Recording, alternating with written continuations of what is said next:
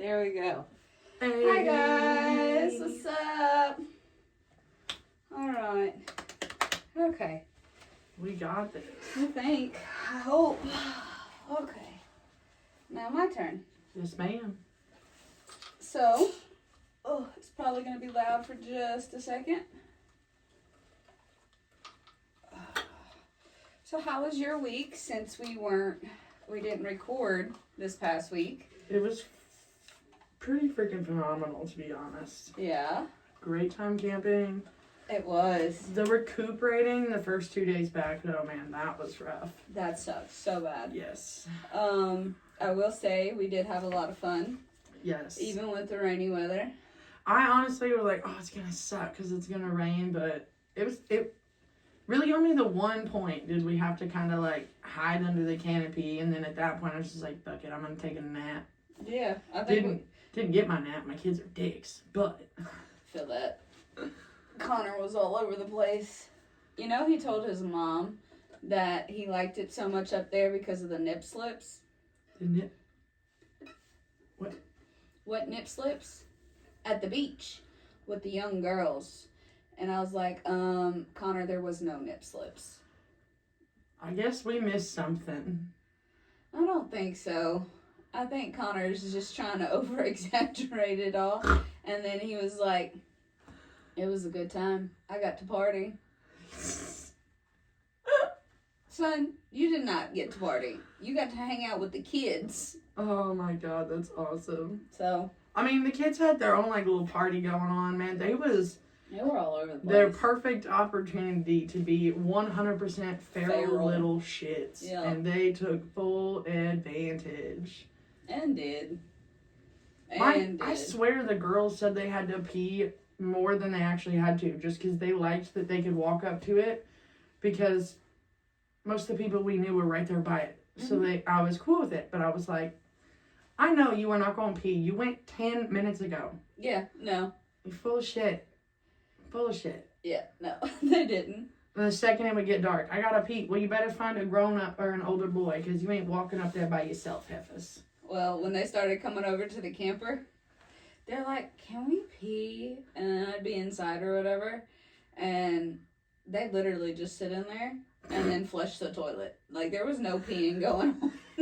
I was like, okay, whatever. Did they use all your water? It's okay. It don't bother me none. Oh my god, they're freaking buttholes, man. I love them. I do. I can't wait to go. Just the girls. No husbands, no kids. Oh, it's going to be great. It's going to be something, that's for sure. Yes. Mitchell told me, he's like, I don't know if I'm bringing the camper. He's like, you might have to rough it. I was like, you already told me you were. Bitch, why do you need him to bring it? Because I'm bougie now. Because you're not independent no more. Hell no. Always giving me shit when I say I'm an independent woman. No, I'm not. Neither the fuck is she. I used to be. Me too, bitch. I caught a husband and everything changed. Me too. Had my own house. Had 2 cars. Worked full time and still did dumb shit. Then I got with my husband. Yeah. I went out the window real quick. I don't even take the trash out, bitch. That's what he is for. Yep. And I get mad when I have to. I don't. I do. Look, I was so excited that I got to cut grass while my husband was at work the other day, because I was like... And then you turned into a crispy red pepper. That's okay, because I even had sunscreen on, so if I didn't, it would have been a lot worse. Oh, God. Ginger life. Well, I guess we need to get started. You're not boring me. It was a yawn. I will try not to do it again. Okay, Billy Bob. Yes, ma'am. I didn't Billy Bob last night. I'm proud of myself. I'm dead. Oh, shit. Well, welcome to episode 14 of Blood Beneath the Moss. We are your hosts, Abby and Sammy. Oh, guys, this is going to be Blood Beneath the Moss' first 2-parter. And if you're tuning in on TikTok, you're going to be able to watch the whole thing consistently, but you're going to see like us behind the scenes of doing like the intermission, because we don't edit, we don't do any of that. That's too much.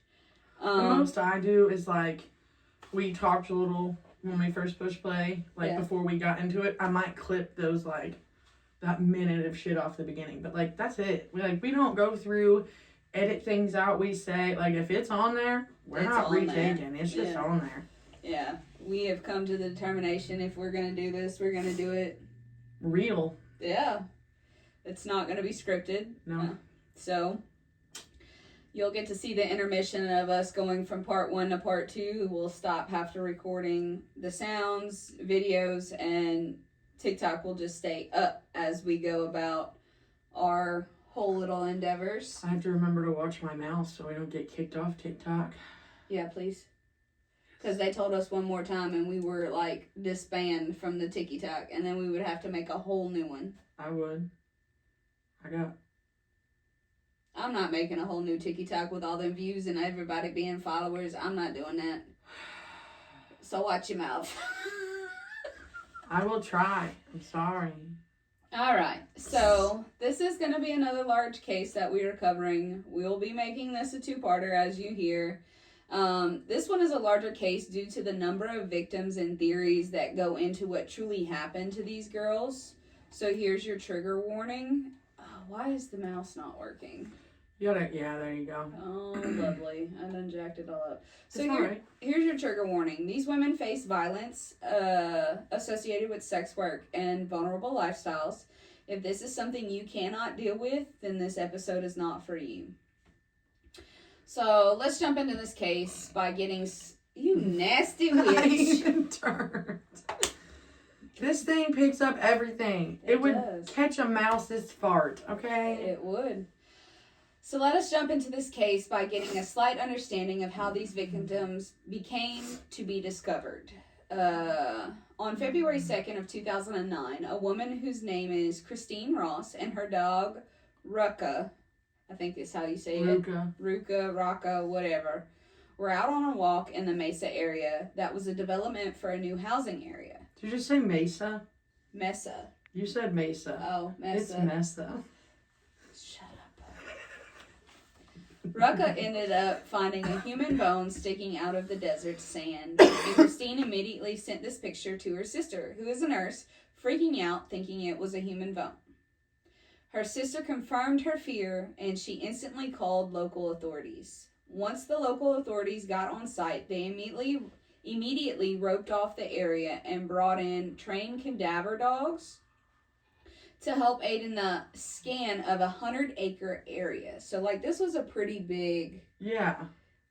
This is a dumping ground, basically. Pretty much. Okay. So, this turned into a year-long massive excavation where they brought in radar technology to help aid in finding of more victims. You skipped the number of victims. You skipped that line. My bad, y'all. It's because I interrupted her. Yep. This is where one victim turned into 11 and an unborn child. This turned into a year-long massive excavation where they brought in radar technology to help aid of the finding of more victims. Once all these women were found, DNA evidence was sent off to help identify them. The dry desert atmosphere kind of helped preserve the women enough that they were able to use their biological material from themselves to help aid in finding out who they were. Some of them had to be identified by their teeth, but most of them still had enough tissue on them that they were able to kind of like pinpoint. And the way that they were is because these women did have records. Okay. So, I got you. Anyway, now that you have a geological location of where the Mesa is located, this is right on the outskirts of Albuquerque, New Mexico. This dump site was very remote of the time of the murders. Very sparse desert terrain. Okay. No one would have thought to search this area without rhyme or reason. Okay. This gives us the general idea that whoever killed these women knew the area, so it was most likely like a local predator. Okay. The killer was comfortable here, especially returning enough to continuously bury women in the same shallow type graves, all in remarkably close proximity. Like, they were never really truly far apart. Okay. The burial pattern of these women became key evidence because of the similarity to them all. They were all shallow graves. The repetition alone and the planning of each site so that the bodies did not overlap, and knowing this place was the killer's comfort zone, shows the type of behavior that the killer had. It mimicked control. Yeah, very much. So he felt like he or she, we're just gonna throw that out there. Yeah. Felt like they were in control of the outcome. Like they could take their time. They could always revisit the area. The way you described it, this person could have revisited repeatedly and no one would have ever been the wiser. No. Because before it became the housing development area, it was just desert. Flat little, desert land. So, before we get too far ahead of the case itself, I'm going to give you a breakdown of each victim and some of others that are not yet confirmed in the West Mesa murders, but their names did pop up on more than one occasion. Okay. And they weren't far from the main site itself, which is known as the West Mesa Boneyard. So, before you go further, like, were these other victims found after the first group was found? Okay, so very much could be, and he or she just moved his site to kind of... Well, they were all along the same rate of decomp. Oh, okay. But they weren't in the general area. And we'll get into that later along with the theories that go along into this case, which will lead into part 2. Okay. But we're going to go through the first 11 victims. Yes. And then the victims that are associated with the boneyard, but not associated with the case. Okay. But their names are targeted with this case because they believe that this is... the same person. The same person. But there's no confirmation on that, and they have not confirmed a killer with this case either. So this is a cold case. Okay. All right. So our first victim is Michelle Valdez. Michelle Valdez was a 22-year-old Hispanic woman when she went missing. She was from the Albuquerque area. She was known for being close to her family, especially her mama. Okay. Michelle herself was looking forward to being a mom, again, because before her disappearance, she recently found out she was pregnant with her second child.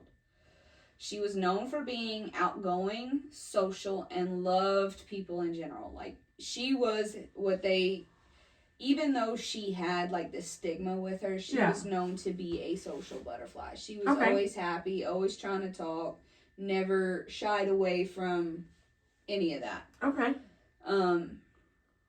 Michelle was known for her struggles in life as well. Her circumstances placed her in situations that were not known to be the greatest. Okay.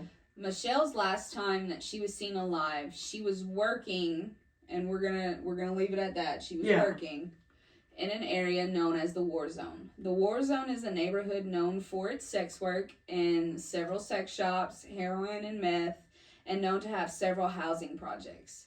This area is found not too far from the University of New Mexico. Through my extensive research on this case, I found that, granted, she loved her family and they loved her, but they didn't agree with her lifestyle type. I mean, that's understandable. You always want better for your kids and I mean, that your family members. Shows the type of family she has. They still loved her. Yes. Even though she did very risky things. They didn't care. Yes, very much so. Michelle's circumstances weren't the easiest. She not only had to provide for her life, but also her children's life in the form of sex work. She also struggled with drug addictions, which made her vulnerable and her unborn child's life extremely dangerous. It has been said more than one article from her close family and friends that addiction shaped her situation, but it wasn't her identity. I mean, that makes sense. You see that happen a lot. Yes, you do. She kept the relationships and still had a sense of normalcy within the world that she was trying to get clean. Okay. It was stated that she had said on numerous occasions with the new baby coming in, she wanted to be better. Yeah, okay. Which, kudos to her, because if you're struggling, which a lot of people think that drug addiction is a disease. I don't think that way. I think it's a choice that you continue. It's just an addictive choice, like smoking cigarettes. That's a choice. It's not... to me, a disease is something you were born with. Yes. You contract. Yes. You are not born with You can be. Well, I mean, you can be born. That's okay. I shouldn't say that. My little brother's youngest sister was born addicted to heroin, so I shouldn't say much. But, or maybe It's it was action. meth. I don't know. Have to ask Cole. But it's actions. Yeah, you make the choice to do those drugs, and at that point, when you continue, it is a choice. It's like gambling and all these different things. They're not diseases. They are addictions, but they aren't diseases. I will say that much. Yes, and I mean, we're not throwing shade or nothing by any means. No. I've struggled with my own shit for quite a long time, so not throwing shade on that by any means. And that's why, sorry, real quick, that's why when people say you have to want to get clean, to me, that right there, its statement in itself tells you it's not a disease. Yeah. Because you can't just, I don't want this disease anymore and it's gone. Yeah. That's why I'm like, you can't say it's a disease. Anyway, everybody has their own opinions on it. We'll leave it at that. I know it's an addiction. Yes. And it's a hard one. Yes. Even in this line of work, when the environment is on the sketchy side, you must deal with strangers regularly, and trusting decisions had to be made very quickly, or you might not make what you need to become guarded, if that makes any sense. So make what you need as far as like monetary values, and make what you need to become guarded to stand 10 toes down if it goes sideways. Okay. So that's what that statement is referring to. Okay. We also know that she was street smart for as young as she was. Okay. So she had to grow up quick. Yes. When she decided that this was going to be her line of work. Okay. She was also known that the killer exploited this type of scene. So the knowledge that the killer had was living closely to this lifestyle. So in all likelihood, this man could have been a John of these victims, and I mean that's definitely a possibility. If he lived closely to it, and we're talking about mostly sex workers, there's a good chance that this was, if not the last John they had seen, one that they had, and he just became there's obsessed. A theory on this, and we're okay. gonna see this. I'm sorry. It's okay. I love this. This case, like I said, is very extensive. Yes. So keep those theories in mind when we do break them down and we do get into the suspects, which is a part of part 2. Okay. Right now, this is just focusing you're good. on the girls. When Michelle disappeared and her close friends and family contacted authorities about her missing, she was not isolated to the point that no one would not notice her disappearance. Okay. So, she was still in contact. It might have not been every day. Yeah. It might have been once a month, once weekly. But she was still in close enough contact that somebody would notice her missing. Okay. And especially since she had that other child. Yeah. That puts in, hey, who's keeping the baby? Michelle didn't come home. What's going on? I was gonna say, I would assume one of her family members was very much custody, whatever, of the child. It wasn't a custody. She still had custody. The child was staying. There was a back and forth. That also shows that she cared about her child enough not to drag them. I don't know how true all that is because there is conflicting stories, but for the most of them saying that she did have custody of her first child. Okay. So again, I'm just stating that there was more than one.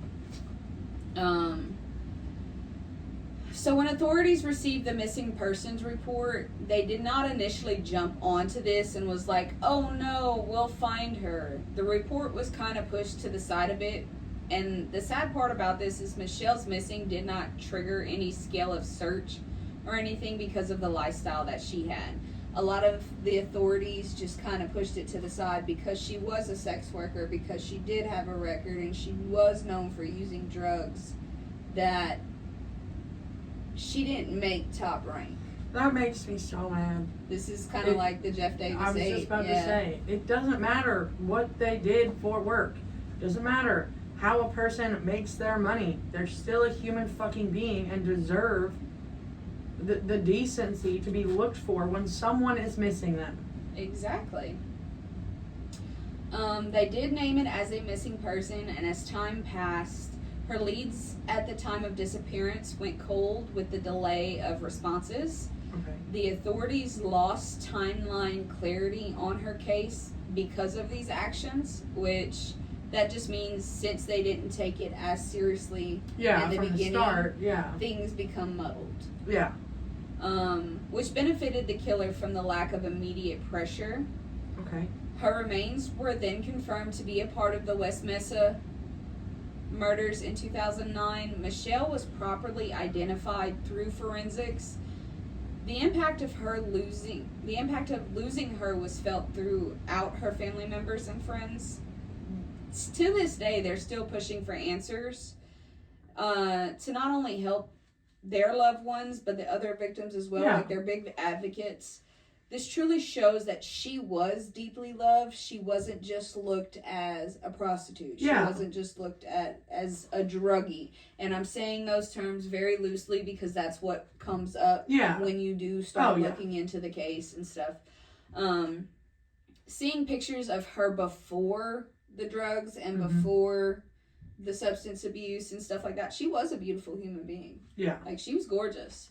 And my heart goes out to her children, one being the unborn and the one that is alive, and her family. So the unborn child that they found was hers.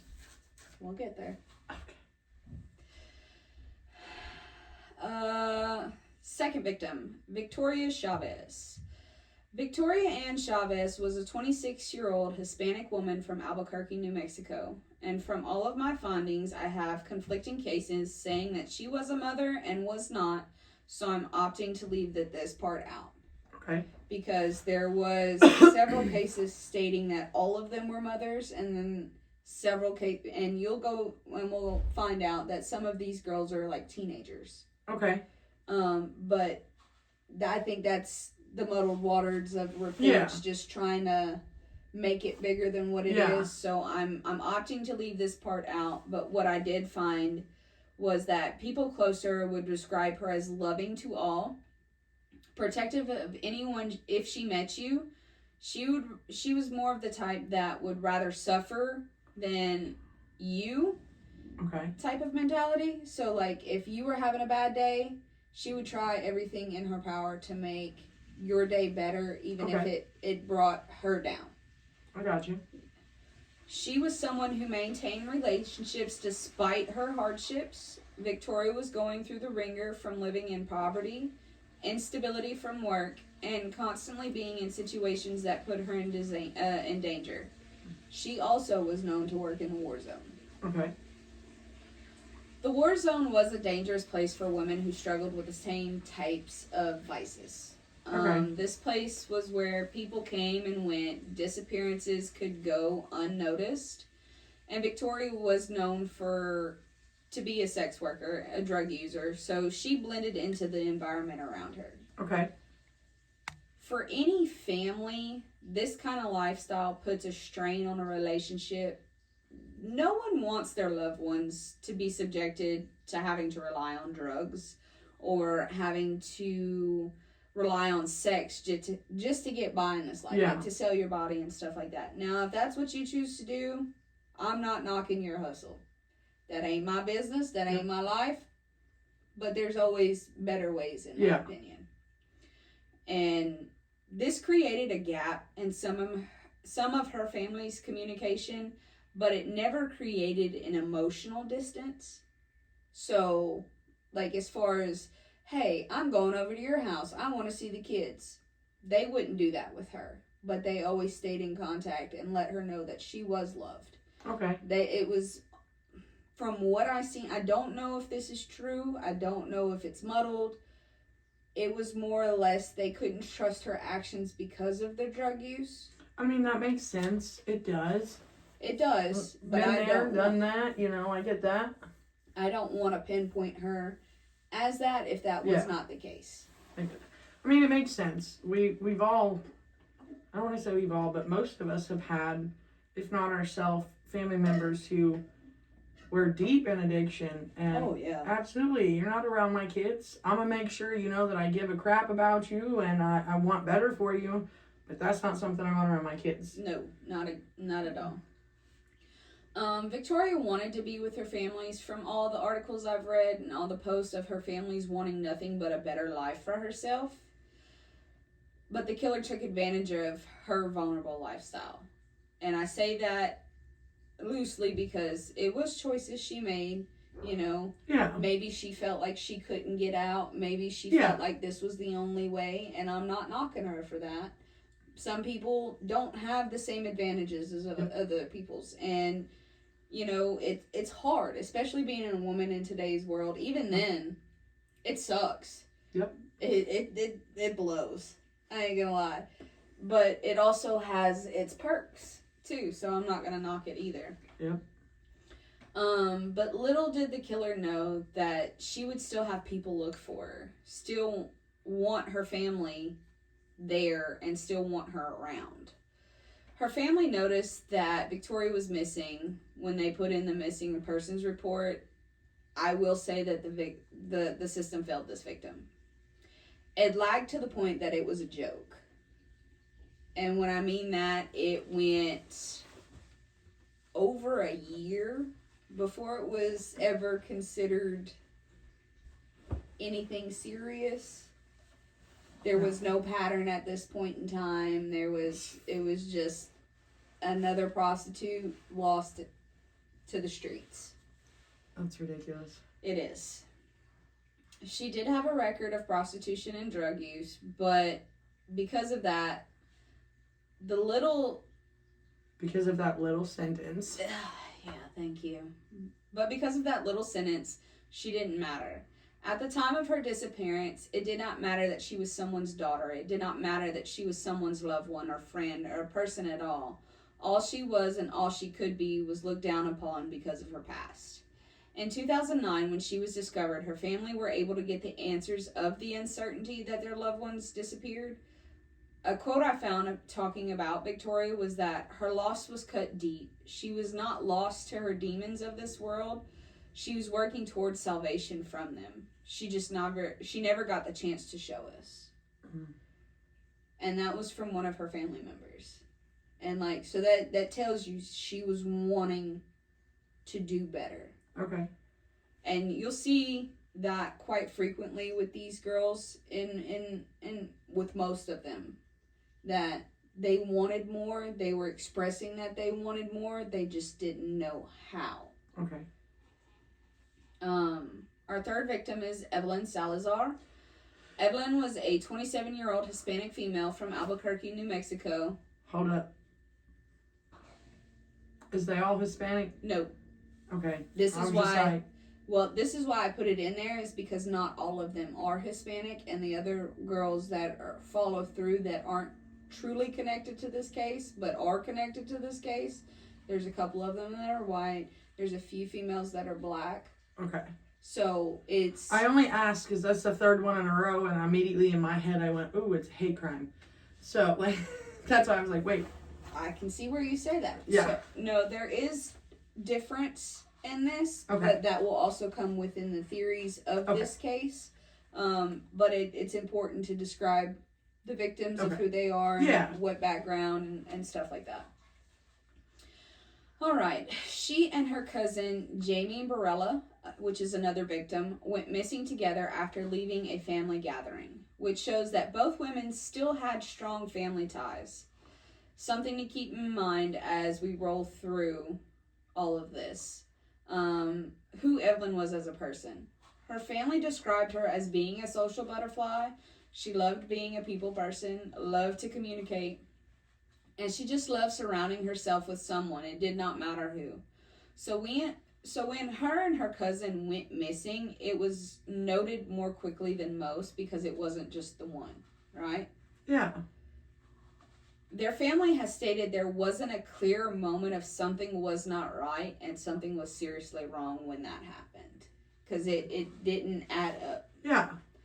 In 2004 is when Evelyn disappeared. She left with Jamie from the family gathering, went to a park that was near to them, and neither one has been heard since. She was known for living a precarious lifestyle with questionable people surrounding her.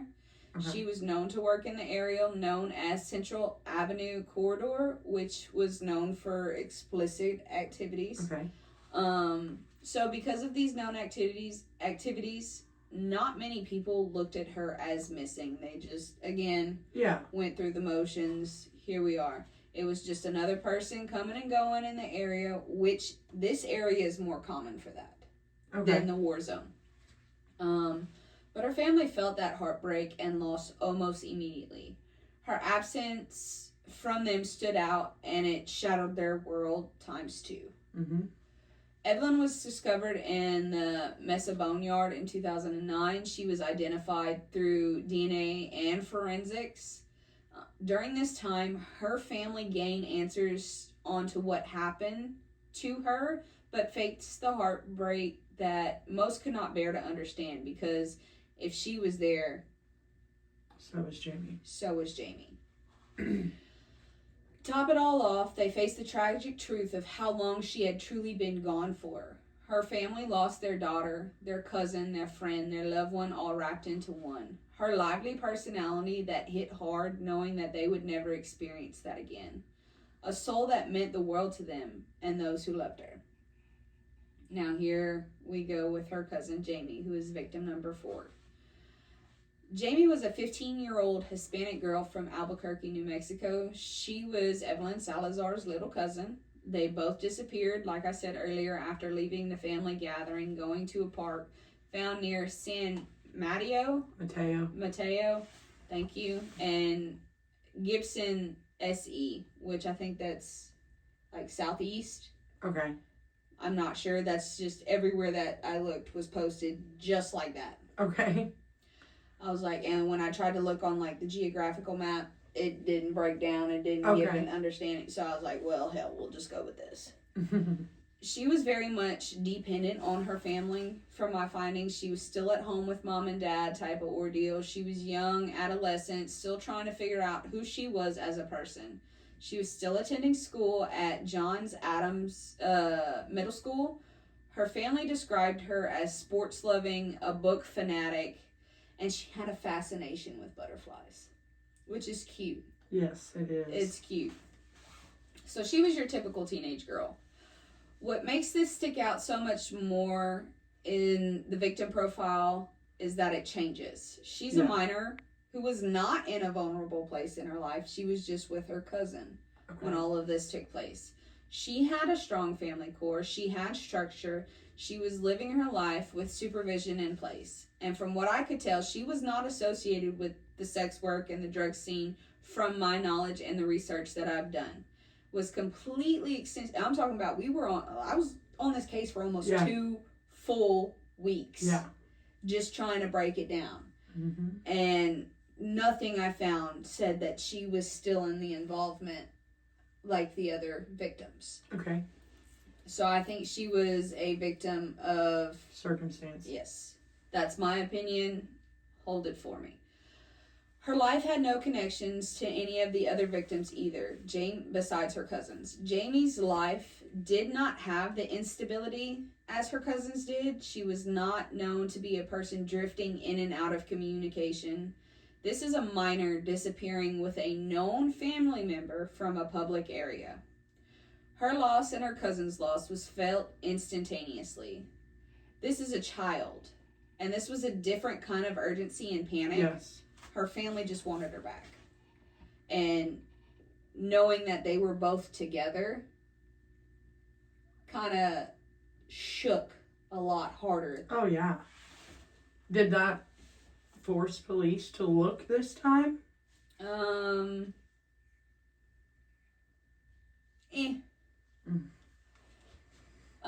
Jamie was discovered in 2009 along with the other victims. She was the last to be identified through DNA. It took almost a full year to get these results back. So as we looked out at the breakdown of these victims, we can see a pattern of what these lives look like. Jamie did not truly fit that. She had family members who had the addictions and had those issues, but she was still very much in a loving environment, very much still at home, very much still figuring out who she was. Yeah. Am I saying it's a possibility that she could have done this with her cousin? Absolutely. But in the same aspect, a 15-year-old girl is not going to look at her family member who is known, and like from my experience, I have family members who have had addiction, right? You hear them, well, I don't want you hanging out with them because of this, or I don't want you seeing them because of that. You know, I doubt she thought it was going to be a good idea. Yeah. Besides just having, you know, a moment. Yeah. So she broke the mold when it comes to the victim profile. So keep this in mind as we go farther into the case and go through theories and outcomes. The next one, is that? That's her real name. Okay. Okay. Cinnamon Elks, victim number 5. Cinnamon was a 32-year-old white female living in the Albuquerque area at the time of her disappearance. She was also the oldest woman, another variation in the victim profile, but not really a big one because she does follow the original lifestyle. Okay, yes. Gotcha. She was known to be a strong, weird, and fiercely independent woman. She knew what hardship was. She knew that she was going to face it for the rest of her life, but having that information, she became extremely street smart. Okay. Like everybody who met her, even though she had those struggles and trials, saying that she was quick-witted. Okay. Like, didn't matter time, day, night. Yeah. Cinnamon was quick on her feet. Okay. She navigated through the difficult environment that she had gotten herself into the best that she could. Like in most families who face this kind of hardship, family connections were strained, but still had some intact.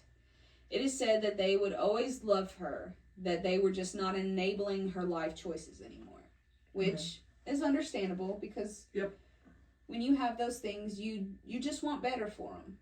Yep. And I get that. So Cinnamon's life would show that all of her relationships had several layers. Some were like she was her old self at times and then there were times where she was unreachable. So it wasn't uncommon to go through periods of time that you would talk to her on a regular, and then all of a sudden she would just disappear. Okay. For extensive periods of time. So her family has said in fewer articles that I've read that she was loved and the love was always there, but the struggles were winning in her life. Okay. So at 32 years old, Cinnamon had way more experience on the street than the younger victims. She knew how to work the area to get the drugs her life now depended on. Mm-hmm. She had more connections and knew how to access them faster, whether being under the influence or not. This put her life in more peril than on one occasion. Mm-hmm. So there's been several incidents. Like I know that we both had family members. We've had our fair shares and stuff of that nature. You know, when you have those I'm going to get it and I'm going to do whatever it takes to get it kind of thing, that was what Cinnamon was known for. So with her having these street smarts, it makes her situation a little bit more unsettling because of how long she had been doing this. Okay. The killer is someone who is able to override her social awareness, and killing Cinnamon would have boosted his confidence. Oh, yeah. Because of how she worked the streets. Yeah. So she knew what she was doing. Yes. So in that aspect, it was in and out on with life. And when I tell you, it was some of the things that I had read on her alone, she was very evasive. Mm-hmm. Like, she could get where she wanted, no problem. Okay. Cinnamon's public records were the easiest to access in this case, but still had a lot of details I couldn't get my hands on. I've seen in several accounts that she was a mother, and several where she was not, so that piece I won't divulge in anymore. There are cases as I go through that are truly never, properly documented. like have the proper documentation. I mean, yeah. So please bear with me as I try my hardest to get through these. Public records also say that several family members reported her absence, but not only in the way of her being a missing person. They wanted like welfare checks and stuff of that. The family did not think much of her disappearance at first because she was known, like I said earlier, to disappear at times during her drug addiction and the prostitution. Yeah. Because she didn't want her family to see that side. Yeah. Which I get. Her mother went on record to say that the drugs and addiction lifestyle took my daughter way before that she was killed. She said that she'd always hoped for a different outcome for her and spent years actively looking for her after she failed to return home. Cinnamon was officially reported missing after not hearing from her at the end of 2004 into the beginning of 2005. So there was months that nobody had heard from her before she was officially reported missing. Okay. Which, again, they didn't think much of it because she was known to go on her benders. We have no confirmed last known companion, no last known scenes, no immediate reporting, and no rapid investigation into looking into her disappearance. Okay. Cinnamon was one of the women found in the burial site in 2009. Her timeline aligns with a known suspect of the case, Lorenzo Montoya, who we will get into later with. She helps determine that it's not all naive, fresh women in the game, but experienced women as well. Okay. This shows the range of targets, but it makes the circle very much more confusing because killing Cinnamon shows the killer or the killers is smart, methodical, and confident in his or her power. Okay.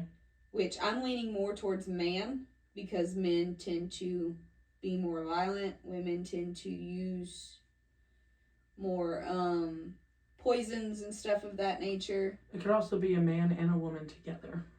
I never thought of that, but we'll get into that after. The only reason I say that is because of the ones that are cousins. I can't see them just getting into a car or whatever with a man by himself. With a woman offering him a ride somewhere or something, I can see that. We'll talk about that when we get into the theories. Sorry. Hold that. Now I'm probably gonna butcher this last name, so I apologize. Candelaria. That. Now our number 6 victim is Monica Candelaria. Yes. Are you sure that's how you say that? Candelaria. You got Candle and you got Aria. I'm going with Candelaria. Hell with it. Monica was a 22-year-old Hispanic woman from the same area as the other victims. She was a mother of one, and everything I found out about her, she was putting being a mom first, even though when times were tough. So she was one doing what she had to do to get her family. She had to pay bills, put food on the table, all that. Okay. So hers wasn't more into, like, she did have she habitually used drugs. She didn't have a drug addiction. So it was just like in circumstances. Okay. Her family described her as loving and deeply attached to her child. She was a very overprotective mom as well, being she knew how ugly the world could get and she wanted to keep her baby away from that. Okay. So she took on the demons. So her child wouldn't have to. So her child, and in that process, she wanted to make sure that her child never thought anything was wrong. I get that. I can. So she did all of her activities when the baby was away. I get that.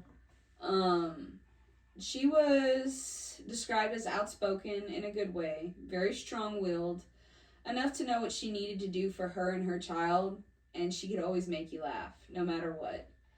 When she went missing, her entire family knew something was wrong immediately because she wasn't a drifter. Mm-hmm. She relied on her family to keep her grounded so she wouldn't be fully taken away by these demons. She was known to work in the war zone, but again, that was to put food and stuff on the table for her and her baby. On May 15, 2003, Monica disappeared. From everything that I have read about her disappearance, it was very suspicious circumstances. But I have not found anything to say what those circumstances were exactly. Okay. We do know that at the time of her disappearance, she was treated as a missing person, and that pattern of these women's disappearance had not been established at this time. Monica's mother, Isabel, contacted authorities, constantly hoping and praying that they would find her. Mm-hmm. Monica's family lived in a state of worrying and waiting and hoping that she would come home. They never expected that it would just end. Okay. Right?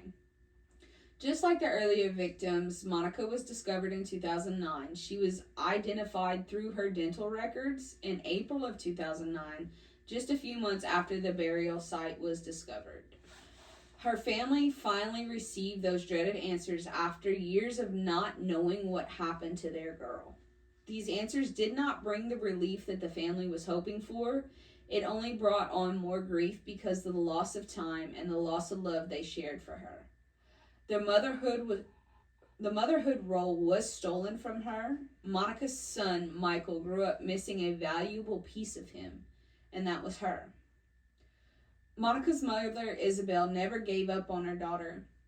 She still advocates in her memory, so this never happens to another family. Like, still to this day, she is 10 toes down, going to rallies, going to public speeches, still doing all of that to make sure that this stops somehow, some way. They keep her alive by constantly telling stories to Michael so that she stays alive in ways that he never got to know her. Okay. Right? And that he always knows that he was truly loved by his mom, because they have pictures of everything still up, the whole 9 yards. Like, they never shied away from her once they found out that she was gone. Yeah. Then we have number 7, Virginia Cloven. Virginia was a 24-year-old Hispanic female from the Albuquerque area. She was last seen on April 13th of 2004, but her family said they stopped hearing from her in the late October of 2004. So, like, she didn't come around for several months. Yeah. Like many of the other cases, Virginia was rooted with family, but she had her demons. She moved back to the Albuquerque area when her older brother was killed in the late 1990s, and the whole ordeal affected her mentally and emotionally because they were really close. You get that? While the rest of her upbringing to the public knowledge is very limited, she was known in certain communities. She was balancing real-life demons and was known to work the war zone area.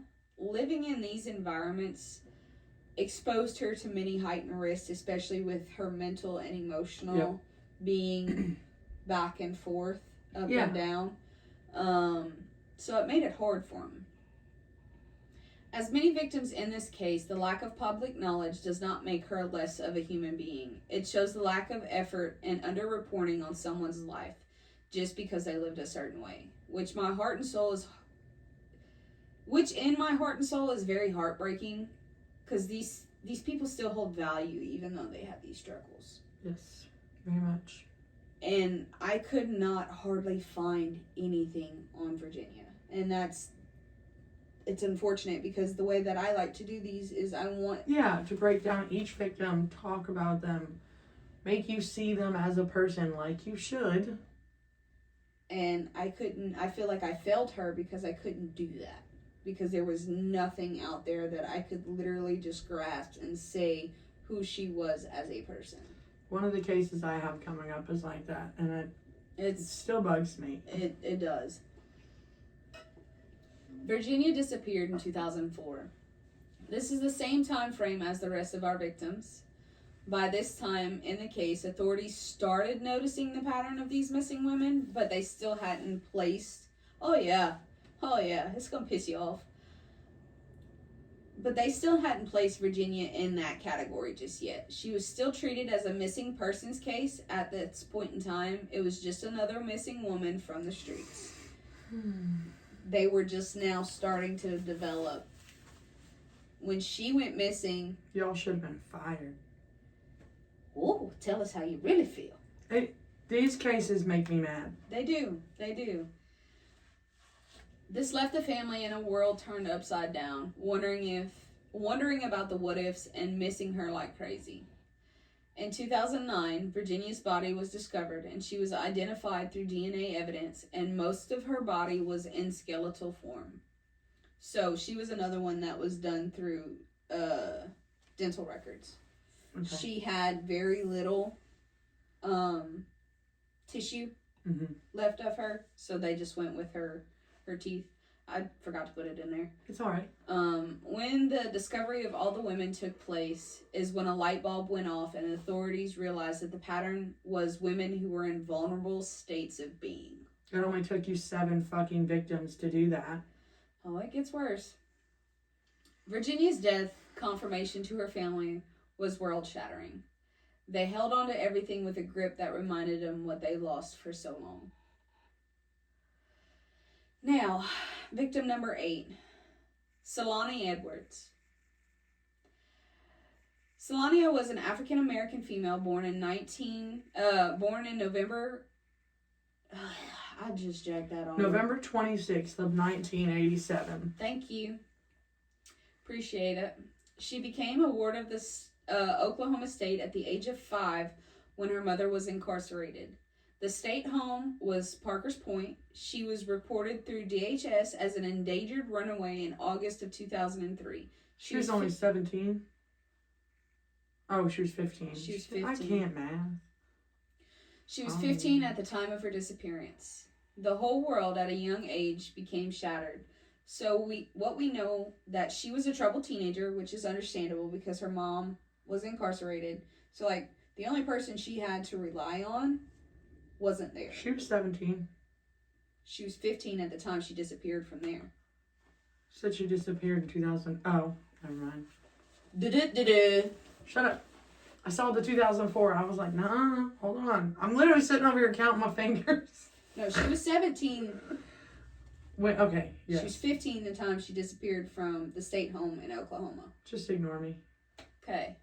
Are we there? Solania was the youngest of all the victims in this case. When she ran away, it was stated she was seen in areas of Aurora, Colorado with her cousins in 2004. It was stated by this time she had become involved with sex work and going by the aliases of Mimi and Chocolate. Her whole life, people had failed her, including her mother. She grew up rough and ragged to the ways of the world. She would have been safe at home. She should have been safe at home, going to school, surrounded by family and loved ones who cherished her, but it was far from that. She was navigating street life as a young child, and no telling what horrors she witnessed in the state home, because that's more grief than what it's worth. I just feel bad for her. She was alone in the world trying to take care of herself with what means are hard to fathom. Oh, yeah. What makes her part of this case stand out is that she wasn't a local. She was an outsider to the area. Solania fit the pattern to an extent, though. She was a vulnerable person, but she was also a minor. She was in a high-risk environment from the start, so she became a significant target. With her limited information on why she ran away to when she disappeared makes it hard to determine the time frame that she went missing on. Okay. She was discovered in 2009 along with the other victims. Number 9, Doreen Marquez. Doreen was a 24-year-old Hispanic female when she was discovered in 2003. When she disappeared in 2003, sorry.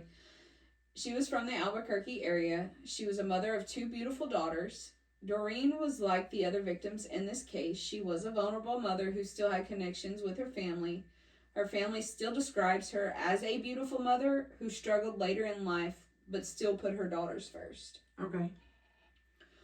What I have come to realize with our victims is people tend to get lost in the environment surrounding them, but it's never the full picture of who they are as human beings. Doreen was a daughter, a sister, and a mother. She took her role as a mother very seriously and was always present in her girls' life. She never wanted them to be... What the hell was that? Burn that stage?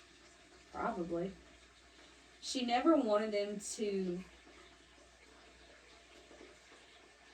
What the hell is... Oh, that's my washing machine. Bitch, I was like, what is that? Sorry, y'all. Oh, had me scared for a second. She took her role as a mother seriously and always wanted to be in her girls' life. She never wanted them to be like her. She wanted the world for them. Yeah. You know? Just wanted to be better. Her personal life, as far as the outside working woman's ways of a struggling mom, she never showed that to him. Like, okay. I'm pretty sure they had an idea that mom was going through something, but she never made it apparent. Okay. If that makes any sense. She just wanted to give her babies a good life and staying connected to her family. When Doreen went missing in 2003, her family was truly frantic. They were downright asking for help from the authorities. Like, it wasn't just a worry for them. They didn't care about the serial patterns for him. They wanted to know what happened. Where is she? What is happening? When mothers start disappearing from an area, things tend to hit differently, especially when the children's worlds turns upside down. What hurt her case was just like the others. It was treated like a missing persons, not a murder. There weren't even headlines stating that there was help needing to find these women. No notification that something serial was truly happening in this little desert area at the time. So, like, all these missing persons, they didn't take it upon themselves to be like, hey, maybe we should put something out there that you need to be careful. Because they sucked at their fucking jobs. You said it. Not me. Oh, I gotta sit up right. Going through this is just making me angrier and angrier at the authorities in this fucking area. It gets worse. After Doreen was discovered in 2009, her family was devastated. For Doreen's family and kids, it was truly rough. Grief did not start when they found her in their case. It was when, like, how do I explain this? So when I was looking at it, they said grief didn't happen when they found her and when she was identified. It just intensified their grief because they had already been grieving for someone that should have been there. Yep. It had been building for years, and the only difference now is that it's shifted from searching to wholeheartedly mourning, which is understandable. One family member went on to say it wasn't just grief that they felt. It was the end of not knowing of the what-ifs, but itself held its own hard weight. Oh, yes. This case isn't just about what happened to them, but what is left behind that hits the hardest. Which, when I was reading hers and, like, her family's quotes and stuff, I cried. I ain't gonna lie to nobody. I cried because she was truly loved. And, like, you can feel that emotion going in through. Their statements. Oh, yeah. And then we have number 10, Julie Nito. Julianne Sidney, which she was known as Julie Nito, was a 24-year-old Hispanic female from the Albuquerque area. She went missing around July 15th of 2004. She was best known for being a loving mother who loved to cook and listening to music. She was someone's loving daughter. She was a good mother, a decent friend, according to the online sources that I found. Julie wasn't just out here on her own, no matter what her circumstances were. The ugly reality of these women is that where they had lived, they also lived a complex life. It was never just held by like one label. They weren't just sex workers. They weren't just prostitutes. They weren't drug users, you know. Yeah. Their life was like an onion. It had layers. Yep. When Julie disappeared, the serial pattern was established of the victims and being connected, to each other. You're 10 fucking deep. 10 deep. And there's more after all of this. There's more. So just wait. She wasn't brought into this pattern right away. She was labeled as a missing person instead of being connected to the other missing women. Oh, it's pissing you off, isn't it? Yeah. Her family was taking it very personally since she disappeared, and they all knew that she was gone, and they didn't know why. There isn't much out there on her personal life, besides that her mother, Eleanor Gregorio, is still advocating for the victims to this day. We do know that she was seen in the same area as the other victims, but I could not find a true connection to these women. I do know that she did partake in some drug use, but hers wasn't a true addiction from my understanding. And after she was discovered in February, she was identified in March of 2009 through DNA forensics. Julie's family finally had answers after years of uncertainty, but they still had no resolution. They carry her memory out through her life stories. She has been remembered the most by being a mother. Her life taken away shaped her children's life, who will never forget their mama. Her life might have been taken, but she continues to live in the ones who love her most. Number 11, Veronica Romero. Veronica was a 28-year-old white female from the Albuquerque area. She disappeared around February of 2004. She was a mother to a 4-year-old little boy when she went missing. Her family described her as funny and intelligent when she was growing up. From what I could find on her, which honestly isn't a whole lot either, she was genuinely loved even in the ugly stages of her life. So since her life wasn't really documented or publicly shared, here's what we do know about her. She was another young mother trying to make ends meet. She got caught up in the fast life of sex work and drugs to numb it all. She disappeared. Hey, you might need to... We're going to hold that. Hold on. We got to fix the... Hold on. I got to get my fat ass up. You got it? You got it? We're good? You're going to see. There we go. Thanks. All right. Sorry, y'all. We got to kind of... We've been sitting for a minute. She got caught up in the fast life of sex work and drugs to numb it all. She disappeared in 2004, in the same window as most of the other victims. She was not connected to them right away, though.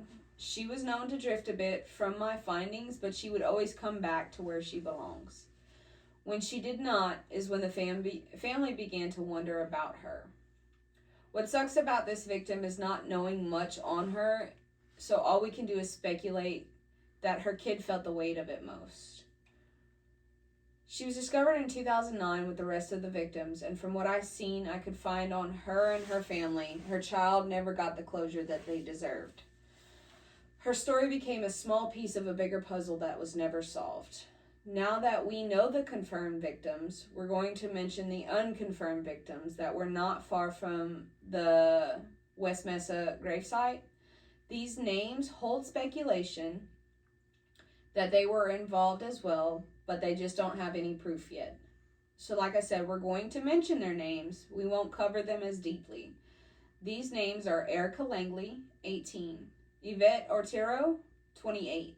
Shannon Pittman, 17. Trula Chavez, 31. Estrella Valbios, 22. Villalobos. However you say it. Look. I can't write. I only know that because I went to school with a girl whose last name was Villalobos and it was spelled like that. Oh, okay. Well, that's the only reason, I swear. You're going to put your microphone in front of you so you don't sound like you're a million miles away? Thank you. Bitch. This is truly heartbreaking to hear all these names, and yet years later we still have no answers. So this is where I'm going to end part 1. We got their names out there, and once you join us again, which Those of you on TikTok, you're going to see it go straight through into part 2, but we're going to stop the recording and start up the next one. We'll be discussing the suspects and the victim profiles as well. We will go over the authorities' theories and my personal theory into what I truly think what happened to these young girls and women. So thank you for joining in the part 1 of part 2 series. Are you okay over there? You look bored. I'm not bored, I'm mad. Are you mad? This one's making me mad. Try writing it. Are you ready to cut and jump into part 2? Yeah. Alright, guys. You get to see the fun stuff. Fucking